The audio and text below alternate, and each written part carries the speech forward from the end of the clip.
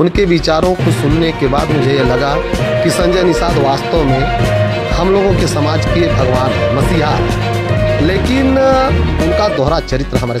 नमस्कार, मैं हूँ राजेश निषाद। आप देखना शुरू कर चुका है निषाद न्यूज़ की ताज़ा खबर।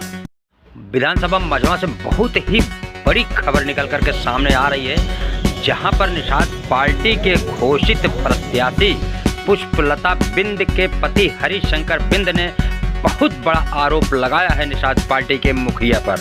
आप यह भी देखेंगे, जहां पर निषाद पार्टी मझवा सीट के लिए अड़ी हुई थी भारतीय जनता पार्टी से, जिसको लेकर के दिल्ली तक भी मीटिंग चली, लेकिन यह सीट लेने में नाकामयाब रही निषाद पार्टी भाजपा से। और भाजपा ने किसी तरह से मनाया। अब अंदर खाने क्या बातें हुई थी, किस तरीके से मनाया गया था, उसका खुलासा अब वहां के जो निषाद पार्टी के प्रत्याशी बनाए गए थे निषाद पार्टी की तरफ से हरिशंकर बिंद ने, उन्होंने एक बहुत बड़ा खुलासा किया है समाज के लेकर के, निषाद पार्टी को लेकर के। और उनका जो मत है वो आप अभी देखेंगे। यहाँ पे हम उनका वीडियो पूरी तरह से, उनके बयान का वीडियो हम आपको अभी दिखाएंगे। तो क्या जहाँ पर संजय निषाद ने कहा है कि हमने समझौता किया है निषाद समाज के आरक्षण पर, कि निषाद समाज को आरक्षण दिया जाए अनुसूचित जाति का। वहीं पर वहाँ के जो मझवा के प्रत्याशी हैं, हम निषाद पार्टी के कई बार कैडर में गए हैं। उनके विचारों को सुनने के बाद मुझे ये लगा कि संजय निषाद वास्तव में हम लोगों के समाज के भगवान है, मसीहा है, लेकिन उनका दोहरा चरित्र हमारे सामने आ गया। जब जब उन्होंने हमके बुलाया दिल्ली, हमने पूरे खर्च किया, पूरे समाज के प्रति जितना भी हो सका हमने पार्टी के लिए किया। और उन्होंने हमको लखनऊ बुलाए, और जो पार्टी का सिस्टम होता है, जब आप ही बता दीजिए, जब उनके खाते में सीट ही नहीं है तो हम लोग से आवेदन के नाम से क्यों 5 लाख रुपया मांगा गया। सबसे पहले तो उनको ये कन्फर्म करना चाहिए ना कि बीजेपी से निषाद पार्टी में गठबंधन नहीं है, तो पहले सीट तो होना चाहिए, इसके बाद आवेदन का पैसा लेना चाहिए। आवेदन के नाम से उन्होंने पैसा लिया। इसके बाद हमसे कहे कि आप प्रयास करते रहिए, मेहनत करते रहिए, आप जितना ही मेहनत करेंगे आपको टिकट मिलेगा। हमने, आपको पता है हमने क्षेत्र में कितनी मेहनत की। आपको ये भी पता है कि सर्वे रिपोर्ट भी हमारे पक्ष में गई थी, LIO रिपोर्ट भी हमारे पक्ष में गई, जितने भी सर्वे थी सब हमारे पक्ष में ही गई थी। लेकिन ऐसी कौन सी परिस्थिति आई कि मेरे टिकट को काट दिया गया। विश्व सूत्रों से भी पता चला है कि हम लोगों का सौदा किया गया है, टिकट नहीं काटा गया है।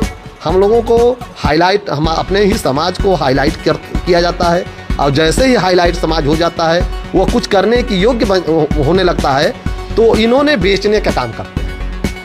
सर, आपने कब निषाद पार्टी ज्वाइन किया बसपा छोड़ के, और कितना कितना पैसा खर्च किया, कहाँ कहाँ बुलाया गया इसके लिए? हमको सबसे पहले दिल्ली बुलाया गया। प्रदेश सचिव बाबूलाल ने हमारे आवास पर आए और उन्होंने कहा कि डॉक्टर संजय निषाद ने आपसे मिलना चाहते हैं, क्या आप मिलेंगे? हम कहा क्यों नहीं, हमारे मुखिया हैं, हम मिलेंगे उनसे। उन्होंने हमको दिल्ली आमंत्रित किया। 2 तारीख को हम लोग दिल्ली, 2 को दिल्ली गए थे, 2 जून को रात को हमको 12:30 बजे मुलाकात 3 तारीख को होती है। वहाँ पर हमारी उनकी वार्ता हुई। उन्होंने कहा कि 5-7 दिन के बाद आप लखनऊ में आइए। लखनऊ में जाते हैं और वहाँ लखनऊ में जाने के बाद अपने PRO से, अमेरिकन बिंद से ये कहते हैं कि आप इनसे नामांकन करा लीजिए। मैंने नामांकन का जब फार्म दिए तो हमने पूछा कि कितना पैसा इसमें जमा करना होगा, तो उन्होंने कहा 5 लाख। हमने वहाँ 5 लाख रुपया जमा किया। कैसे दिया पैसा? कैश दिया हमने 5 लाख रुपया। उनके पत्नी डॉक्टर संजय निषाद की पत्नी को हमने कैश 5 लाख रुपया दिया। हाँ, आवेदन किया। इसके बाद हमको फिर बुलाया गया दिल्ली। जब प्रचार करने आया, इधर तो जितने भी प्रयास होते रहे, समाज में हम लोग घूमते रहे, प्रचार करते रहे, जितने भी पदाधिकारी यहाँ आते थे, आपका टिकट फाइनल है, हमको विदाई दीजिए। हम विदाई के नाम से भी हमसे शोषण हमारा किया गया। कितना लेते थे पैसे विदाई के नाम से? कोई 50,000, कोई 20,000, मतलब 20,000 के नीचे कोई नहीं लेगा। ऐसा कोई पदाधिकारी नहीं है जो 20,000, 50,000, 60,000, यहाँ तक कि विदाई के नाम से एक बार में नहीं, एक ही लोग कई बार आते थे। हर बार विदाई के नाम से जैसे जिले के बाहर जाते थे सबको पैसा दिया था। यहाँ तक कि प्रदेश अध्यक्ष भी थे, व्यास मुनि थे, रविंद्र मणि थे, ये लोगों को एक बार में 50-50 हज़ार हुआ। उनके लड़के थे अमित, सब लोगों को जितना मुझे हो सका हमने उनको किया। कार्यक्रमों को भी करते थे? कार्यक्रमों को हमने करते थे, जो भी खर्च लगता था मुझसे कार्यक्रम का भी पैसा लिया जाता था। इतने के बावजूद हमको दुख नहीं था कि हमारी पार्टी है, हमें उनको भगवान की तरह मानते थे। लेकिन स्थितियाँ ये बनी कि 18 तारीख को हमको फ़ोन करके 12:28 पर रविंद्र मणि का फ़ोन आता है कि महामहिम आपको संजय निषाद ने दिल्ली बुलाने के लिए बोले हैं, आप तत्काल चले जाइए। हम उसी समय उठते हैं और 12 बजे के बाद जैसे ही हम एयरपोर्ट के माध्यम से हम लोग दिल्ली पहुंचते हैं। दिल्ली पहुंचने के बाद वहां रात को हमको 12:30 बजे हम उनके आवास पर पहुंचते हैं तो पता लगता है कि डॉक्टर संजय निषाद सो रहे हैं, इस बार इस समय नहीं मिलेंगे। इसके बाद फिर सुबह आते हैं। सुबह जाने के बाद हम अंदर हमको जिस कमरे में सोए थे उस कमरे में बुलाते हैं और कहते हैं कि घबराओ मत, टिकट तुम ही को फाइनल हो रहा है, टिकट तुम ही को मिलेगा। हम कहा ठीक है बाबूजी, आप आशीर्वाद दीजिए। तो हमने उनसे कहे कि हम कहा बाबूजी कुछ सेवा करने के लिए हम आए, कहें ठीक है। तो हम 10 लाख रुपया वहाँ फिर दिया। अब तक कितना खर्च कर चुकी है और कितना डिमांड था?